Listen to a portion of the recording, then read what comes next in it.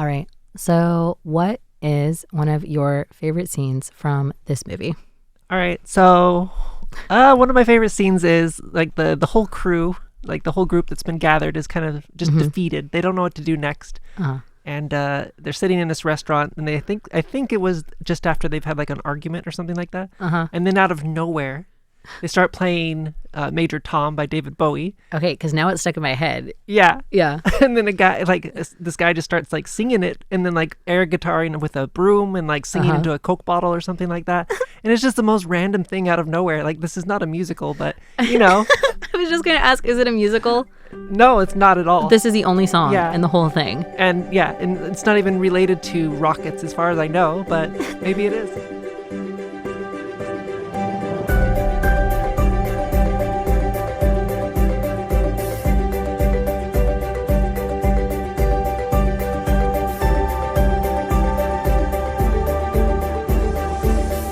Hello, everyone, and welcome to Tales of Our Time, a show where we discuss the stories that move us, what makes them so meaningful, and why others could or should find meaning in them as well. I'm your host, Amanda Stevens, although this week you are joining us in our spring special, where rather than necessarily talking about movies that we think are super meaningful, we're talking about the movies that are winners in our hearts, if not at the box office or the critical ratings. So to join me today and to explain more about this not a musical, I have invited one of my dear friends, Chris Carnahan, back to the show. Welcome back, Chris. Thank you. It's good to be back. So when I asked you if you knew of any B movies or anything like that that was related, you started giving me a list of films I've never heard of. And that also seemed to just get wilder as you went on. Yeah, I like eclectic movies for sure, even if they're bad. I mean, I think that's what makes you the perfect person for this theme that we're working through right now.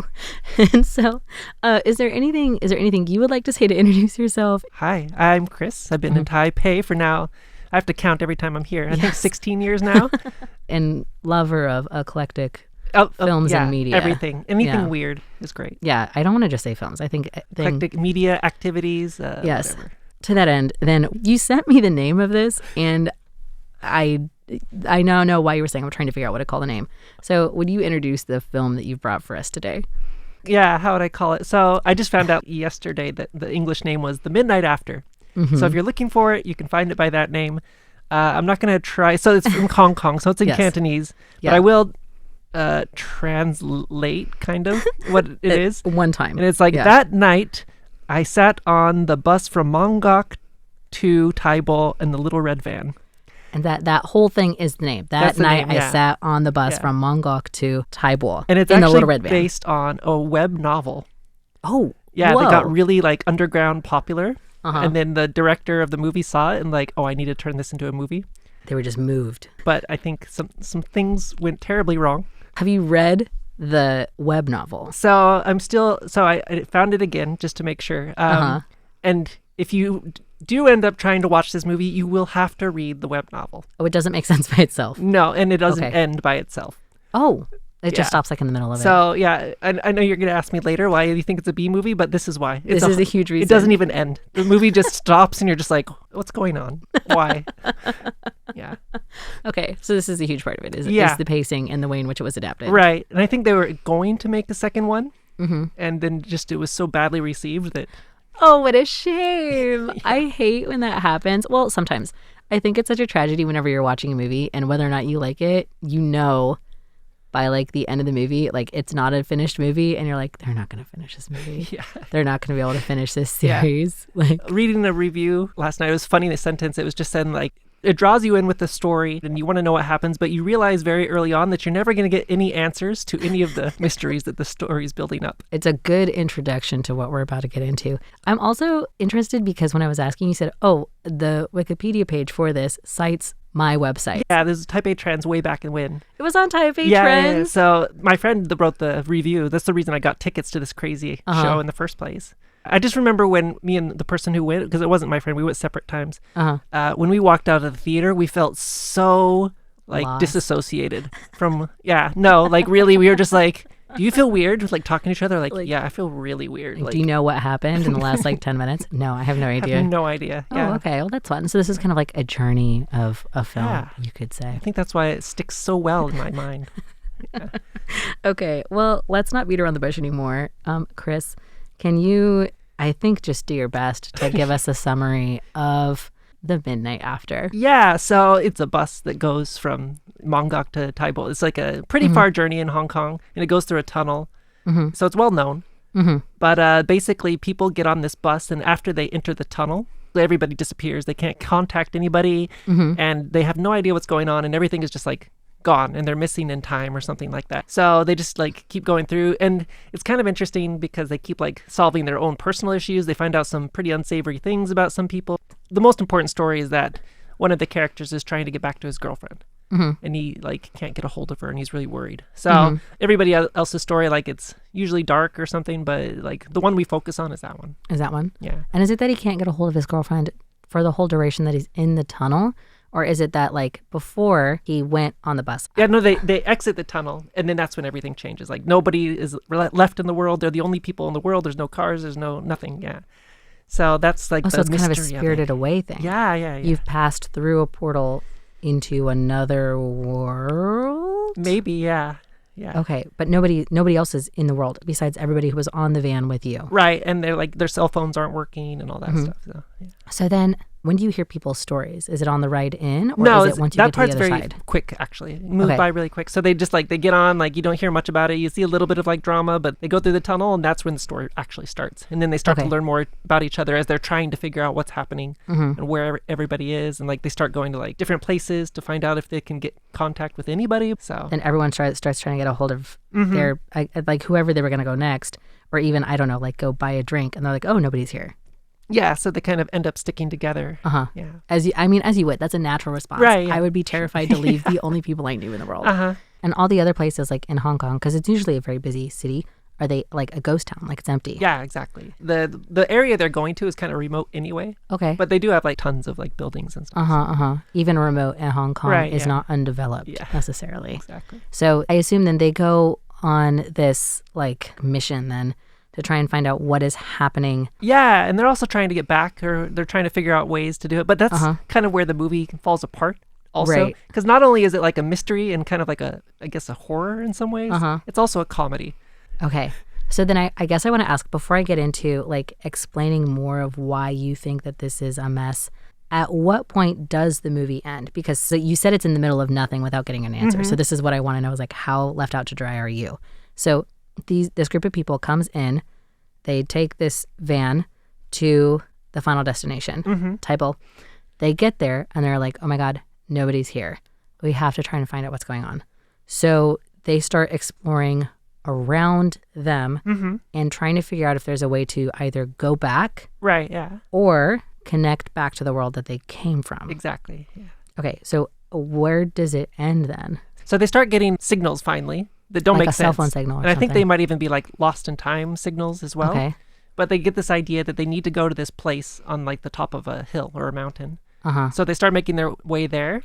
And then for the first time in the movie, you see people, like basically soldiers, suited up, attacking the van. They leave it to your imagination, like maybe capturing them or doing something with them.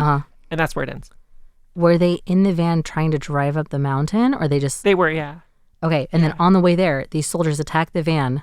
Yeah, they stop the van, they stop everybody, and there's chaos, and then you don't really know what happens, and then the movie ends. And it just ends in that moment of chaos. Exactly. That's it. Like JoJo theme, or like da-da-da-da-da-da-da. Oh, God. So why did it... How I understand why people don't like it. I understand it, but I love rewatching the movie. And I don't... Yeah, I can't explain it. But. Yeah. Okay, so then into... Let's pull apart then. What makes this... Well, what went wrong with this movie? Initially, right off the bat, like, it's unfinished. Right, yes. It feels like it's unfinished. And then number two, it bites off more than it can chew. Yeah, for sure. Very disconnected storytelling. Can you speak more to that? Like, what is a good demonstration of that? I think the movie tried to do too much compared to the web novel. But also I think it was just like, you'll be in a deep conversation and then suddenly they're doing something insane that just does not make sense. I liked it though. That's what part of the charm for me is. It's so captivating. I don't know why. And even for a B movie, like the style of it and like the cinematography is actually decent. Okay. Yeah. Everything looks good. Yeah. But it's like non sequitur. It's a mess, yeah. There's just like, there's parts where like, you could call it drama, or it's like people figuring stuff out, or like making decisions, but you never really truly understand how they came to their conclusion, like what was going on in their head, or like what triggered them in a conversation. It's just like suddenly out of nowhere, something happened. Like the Major Tom thing. Yeah, exactly. And Like it they're all just sitting jumps around. around like that a lot. Okay. Yeah. And I think I saw another review, which was really funny. And this person was extremely angry, fair, about the movie. Oh, like one of those 1-star reviews that's like, I went to see this movie and here's my whole tirade. Because a lot of people were saying like this is an allegory for like politics in Hong Kong and stuff. Like, and like they didn't read the web series novel. either. They just saw it basically like blind. Yeah, they said they saw the symbolism stuff. I didn't see that, but I just liked the movie. But the person that was giving the really bad review, they're like, this is all you need to know about the movie, which is the movie was directed by a guy named Fruit. About a web series that was written by a guy named Pizza. And that's the kind of story you're getting. So, yeah. Because I was going to say, it almost like just hearing this, to me, my first mind, like as somebody who likes to engage in a lot of this like online, probably self-published horror, specifically in like the video game genre, my first thought was like, oh, is this an allegory for like there was a crash and everybody's dead? Right, yeah. Right, like that to me, again, and I also haven't read the web novel, so I don't know if there is supposed to be a real like secret meaning there, but it's like I can see especially if it is so disconnected, I can see the want to read meaning into it. Yeah. Right. Somebody said that maybe, and I don't know how they came to this conclusion, maybe they were astronauts that came back to Earth and like got lost in like time or something like that, or another dimension. I have no idea how they came to that conclusion. That's insane. But that seems to take it way, way more theoretical in the beginning than if you see them getting on the van. Yeah. And then the van would be this spaceship. Maybe. But I guess that's it, right? It's just trying to read the meaning into something that is otherwise like disconnected and doesn't seem to make any sense. Right. Okay. And definitely, if you want to know the rest of the story, read the series. It's in Cantonese, but now it's easier. So. Okay, so then let's get into why do you like this movie anyway, despite the fact that it is unfinished? Yeah, I think for me, like first of all, I do like the way that it's filmed, and it is funny in parts, but I think it captures a wide range of like different stories quickly, which is nice. Plus, the mystery, like right off the bat, is really. It is nice to get it immediately instead of like making you wait through something to immediately plunge you into like what's happening, what's going on. And I don't know, for me, I feel like the way that it jumps around from like emotion to emotion kind of puts you in the same headspace as the people in the bus. Like I think it basically accomplishes its job of being so disorienting that like you come out of it and you're just like, I don't know what I just watched, but I want to watch it again. I kind of want to, but like maybe it's perhaps through accident or perhaps on purpose, it accomplishes the job of trying to make you solve it. Like, I guess you could look at it in that way. Exactly, as like, it is trying to make you solve the movie. Right. Yeah. So, I mean, but then it fails the part of actually giving you a conclusion and like bringing it all back together. I think that's why when we left the theater, we were just like, I feel like nothing makes sense. Life isn't real. Well, because I would say, like, I know, I don't know if I've talked about this on the show before, but like I have come around to the idea that like a movie or a book doesn't necessarily have to wrap up everything. And I think that that's, for me, that's coming from like as an American, like American media almost always gives you like the whole rest of their story. It'll be like in a text blog or whatever. That's and everybody lived happily ever after, and their daughter went to college, and the dog lived until a ripe old age, and the grandpa was happily buried, and nobody had to file for bankruptcy. Like, you'll get all the information you need to move on. But that's not necessarily the case in a lot of like Japanese films or European films. They'll just be like, and that's the end of this story, and then they went and did other stuff, but we don't know what that was. Yeah, and maybe that's also like why I can accept it too, is because like watching a lot of anime growing up, like a lot of them end and you're just like, okay. Yeah, and it feels a little bit unfinished. Yeah. So I can kind of accept that. I'm also, I guess that is a question. There was never any information that came out to tell you whether or not it was like a purposeful, supposed to end in this kind of chaos, or whether it was like, well, we'd intended to do more, but we didn't get the funding. Yeah, no, I think it's the latter, unfortunately. Yeah. I'm pretty sure I read an interview early on, because this movie's from 2014. So it was by the director that said, like, yeah, they just didn't fund the second part of the movie. So. Shame. Yeah. That's a shame. Can I ask you, before I ask for the one phrase subtitle, you said that it goes through like a lot of these characters like really quickly and kind of like addressing their problem with like possibly problematic themes. Is there like one of these, it seems like sort of a vignette based storytelling thing. Is there one of these that like you remember that stood out to you? Not really. Again, it's like they never get deep enough or like profound enough for you to remember.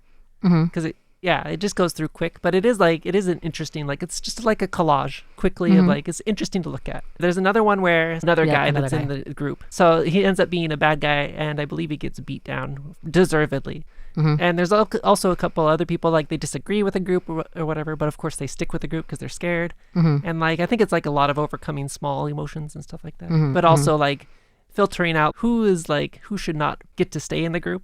And stuff like that, yeah. In that way, kind of like the survivalist pick your group. Yeah. So it'd be like, oh, the guy who gets beat down, who ends up being a bad guy, it's like, oh, he's predatory perhaps. Yeah. And only wants to hurt other people. So we've decided we don't want him in our group anymore. Right, yeah. Do you ever find out what happens to the people who get kicked out? No. They just disappear also. Theoretically, well, from the story they disappear. We don't know if they actually like disappear. Yeah. Okay. Honestly, like, not a lot happened in the end, so, yeah. So, if you could give the midnight after, that's what it's called in English, if you could give the midnight after a one phrase subtitle of your very own, what would it be? Ooh, that's rough. Okay. Yeah. I know. After discussing it with you, it seems like it might be monumental. Yeah, sure. I think it would be like, based on the English title with that name, we never got the midnight. So I don't know how they explain like how we're gonna get an after. That's not really a subtitle, but more like there is no after midnight. The midnight after, there is no after. Yeah, there is no after. There is no after. Yeah. Then what is actually the last question in this spring series is, if you could give the midnight after a rating, a 5-star rating, what would that be for you? 1 is bad and 5 is very good. Yeah. What rating would you give it? Okay.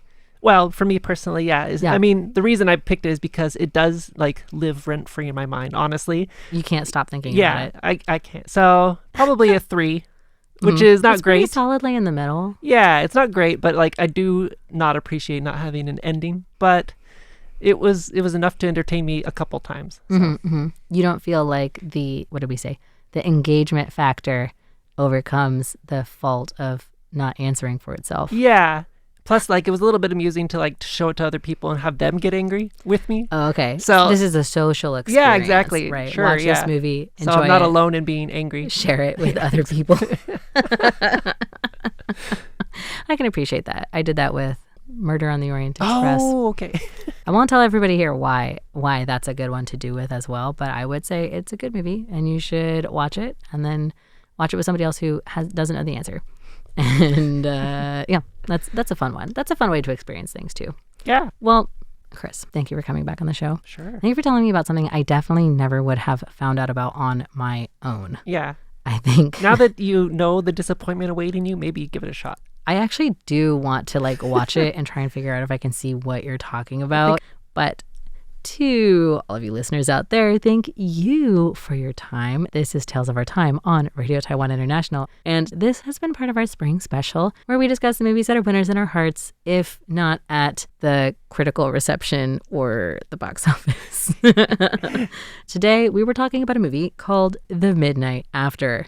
There is no after. Yeah. At least a tale of our time in our hearts. And we'll see you next time.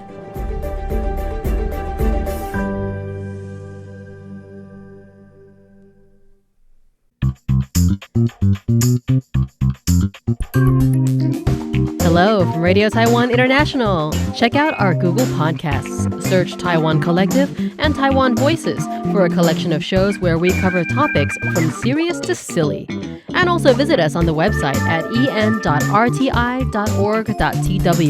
and follow us on Instagram, Facebook, or Twitter. See you later.